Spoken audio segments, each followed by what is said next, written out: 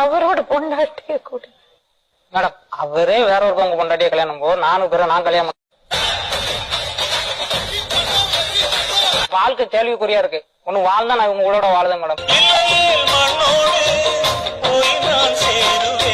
பையனுக்கே 18 வயசு ஆச்சு. இல்ல மேடம் நான் சொன்னேன் உன் பையனும் என் கூட வந்து இருக்கட்டும். என்ன மனுஷன் யாருமே பொண்ணு கொடுக்க மாட்டாங்க. அப்படி எல்லாம் கிடையாது. சத்தியமா கொடுக்க மாட்டாங்க. எல்லாம் கிடையாது.